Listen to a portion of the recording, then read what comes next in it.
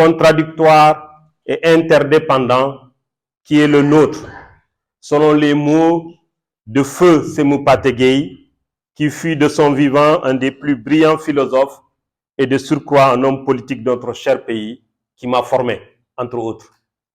Je m'adresse à vous, à ma double qualité de militant de la lutte contre le chômage au Sénégal depuis plus de 26 ans. C'était effectivement en 1997 que j'ai commencé à m'intéresser à la question de l'emploi dans ce pays. Et également à ma qualité de candidat déclaré à l'élection présidentielle du 25 février 2024. Après le retrait de mes fiches de parrainage, j'avais fait une déclaration sur le projet que je porte, à savoir éradiquer le chômage au Sénégal en 5 ans. L'actualité faite de pirogues de la mort ou de chemins dangereux vers les pays du Nord, comme vers le Nicaragua par exemple, rend hélas la réalisation de ce projet non seulement prioritaire, mais incontournable pour le prochain président de la République. Le président sortant a lancé depuis son arrivée au pouvoir en 2012 plusieurs initiatives en faveur de l'emploi, à travers la création ou le renforcement de nombreux dispositifs d'appui et l'injection de plusieurs centaines de milliards de francs CFA dans de nombreux projets. Hélas, la totalité de toutes ces initiatives ont connu un échec retentissant. La situation actuelle de l'emploi dans notre pays est donc catastrophique. Car non seulement le gouvernement ne dit jamais la vérité, ni sur les montants décaissés, comme dans le programme Kayundaoui, où on déclare avoir dépensé 450 milliards, mais selon leurs propres résultats, si vous faites le décompte, il n'a même pas été dépensé 290 milliards. Donc ça veut dire qu'il y a un gap. En outre, ni sur les résultats obtenus également, mais l'information sur le marché de l'emploi est toujours tronquée. Impossible de dire au Sénégal qui recrute, qui travaille et qui ne travaille pas, ou quels sont les résultats obtenus par les différents dispositifs d'appui à l'emploi. C'est le brouillard absolu. Certes, au second trimestre de cette année, le taux de chômage a reculé de 3,1%, passant de 21,7% à la même période en 2022 à 18,6%. Mais la situation de l'emploi s'est terriblement détériorée entre 2012 et maintenant. En effet, au départ du président Abdoulaye Wade, le taux de chômage était de 10,2%. D'ailleurs, en décembre 2021, on était allé jusqu'à 24% de taux de chômage. Donc, les situations n'ont fait que s'empirer d'année en année. Donc, en réalité, le chômage, si vous regardez un peu le problème, c'est que, parce que les chiffres que je vous donne, ce sont des chiffres de l'Agence nationale de statistique et de la démographie. Donc, ce ne sont pas mes chiffres, ce sont des chiffres officiels. Selon l'ANSD, 94,2% des emplois sont précaires. Ça veut dire qu'il y a 94,2% de Sénégalais qui ne savent pas, ils travaillent, ils ne savent pas si à la fin du mois, ils vont gagner de l'argent ou pas, ou même s'ils peuvent garder leur emploi. Plus, il y a 54% des travailleurs qui ne gagnent pas 50 000 francs par mois. Ils sont en dessous de 50 000 francs CFA par mois. 54% des Sénégalais qui travaillent. Donc, en réalité, le chômage touche plus de 54% des personnes actives si on considère que gagner moins du minimum salarial n'est que du chômage déguisé. Or, le chômage n'est pas seulement responsable de la pauvreté dans notre pays, voire de l'extrême pauvreté. Le chômage est aussi la cause principale de la perte de confiance en soi et du désespoir qui pousse à tous les excès. Pour sortir nos populations de l'enfer du chômage, il faut réunir 3 conditions. Premièrement, la paix, pour mettre les Sénégalais au travail. Si nous ne sommes pas en paix, s'il n'y a pas de paix entre les Sénégalais, si le pays n'est pas apaisé, on ne peut pas mettre le pays au travail. Première condition essentielle. Deuxième condition, il faut une masse monétaire suffisante pour financer des projets valorisants, garantir la libre entreprise. Voilà les 3 conditions qui me semblent essentielles. Ces conditions sont nécessaires et suffisantes pour favoriser la création d'entreprises compétitives, créatrices de richesses et d'emplois décents. Nourri par plus de 26 ans de présence aux côtés des chercheurs d'emploi, des entrepreneurs et des artisans de notre pays, j'ai acquis la conviction que l'action citoyenne, même désintéressée, ne saurait venir à bout du chômage endémique et de la précarité du travail. C'est pour cette raison que j'avais pris la ferme résolution de me lancer dans la prochaine campagne présidentielle avec comme projet celui d'éradiquer le chômage au Sénégal en 5 ans. Après avoir retiré mes fiches de parrainage, j'avais en 4 semaines pu, avec l'appui de 9200 volontaires, 920 collecteurs et 92 superviseurs répartis dans les 14 régions du Sénégal et dans la diaspora, collecter 92 000 signatures de parrains et marraines pour ma candidature. Il ne me restait plus, j'avais également mobilisé il y a une dizaine de jours la caution de 30 millions de francs CFA. Il ne me restait plus que de procéder aux formalités de dépôt de ma candidature. Mais j'ai décidé, mesdames, mesdemoiselles, messieurs, en accord avec les membres de la coalition Priorité Emploi qui m'ont investi, de renoncer à ma candidature et de rallier le candidat Karim Wade, à qui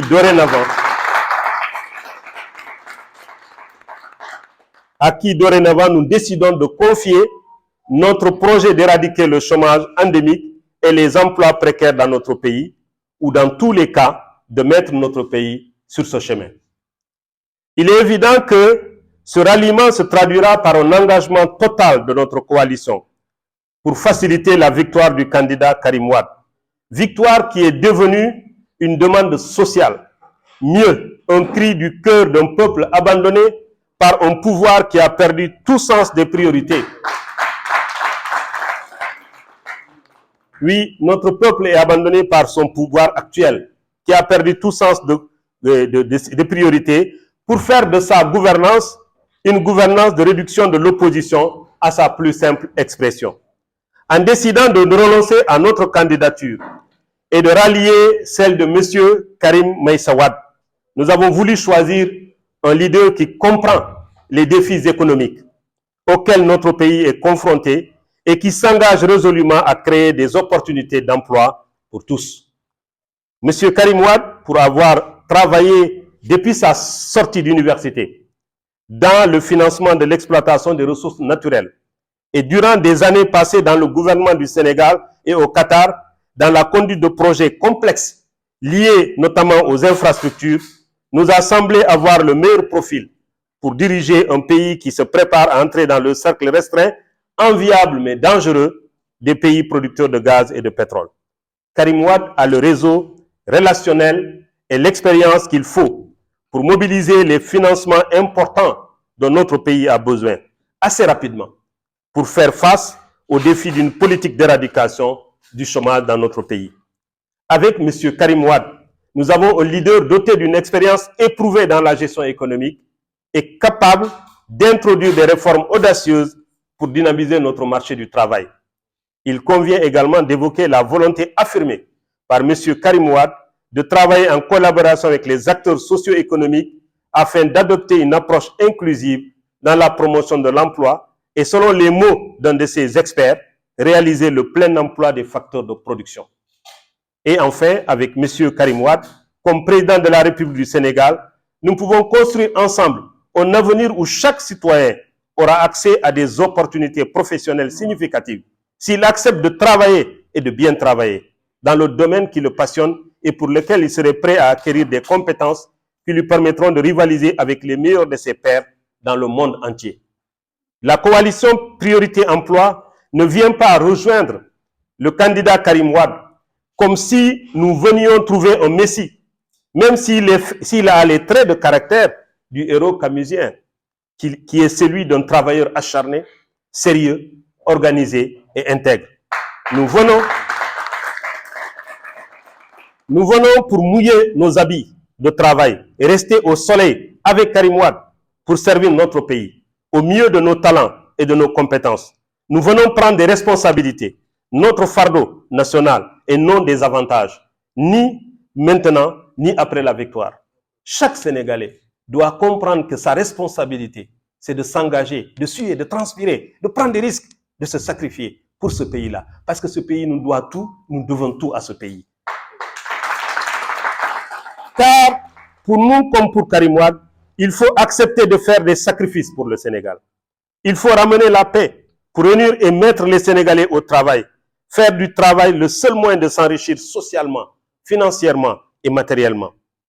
Oui, la coalition Priorité Emploi est désormais avec Karim Wade pour gagner le 25 février 2024 et selon ses propres mots, transformer notre cher Sénégal en un pays enviable qui contribuera ainsi à la civilisation du donner et du recevoir pensée par le poète président Léopold Sédar Senghor et qui devient aujourd'hui réalité.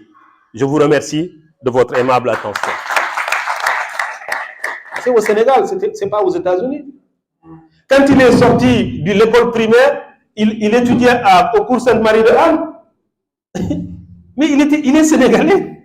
Il a vécu ici. Moi, je vois d'ailleurs une photo de Karim Wade dans une prière, je crois, de Tabaski avec son père. Mais après, il a suivi à peu près les mêmes itinéraires que la plupart des enfants de ce pays. C'est qu'à un moment donné, il est parti faire des études. Mais n'oublions pas qu'il était là 2002 jusqu'en 2012 aussi. Je ne sais pas si on se rend compte combien on est au courant des problèmes des Sénégalais quand on est aux affaires. Moi, je suis simple candidat. Le jour où j'ai dit que je suis candidat, tous les matins, les gens m'appellent pour me parler d'ordonnances ou de personnes qui sont à l'hôpital. Et moi, je ne suis qu'un simple candidat inconnu, banal. Vous imaginez quelqu'un qui était le ministre du ciel et de la terre, comme on le disait, combien les Sénégalais se confiaient à lui pendant 10 ans. Et je pense que ceux qui connaissent bien Karim Wade savent que sa préoccupation, c'est toujours les soucis des Sénégalais. Et au fond, on n'a pas besoin de connaître d'ailleurs, au fond, les Sénégalais pour savoir qu'ils ont des problèmes. Mais pourquoi nous allons appeler les bailleurs de fonds d'ailleurs? Aujourd'hui, nous avons 15 000 milliards de taux d'endettement.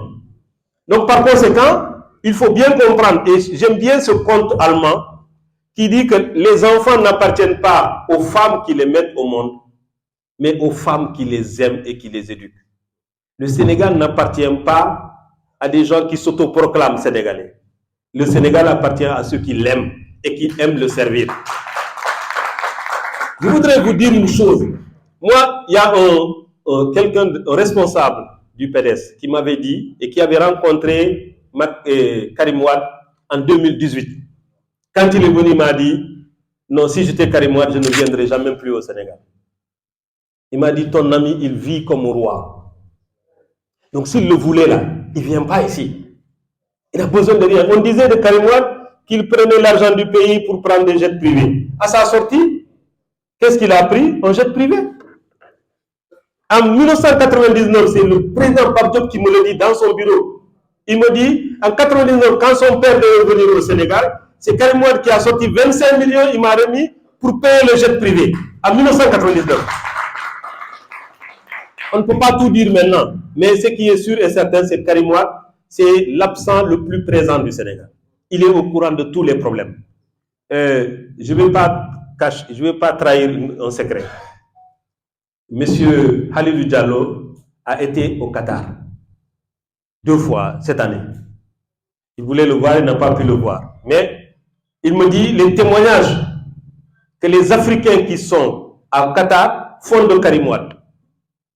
Il y a des Gambiens, des gens de la sous-région qui ont là-bas, s'ils ont des problèmes, qu'est-ce qu'il fait?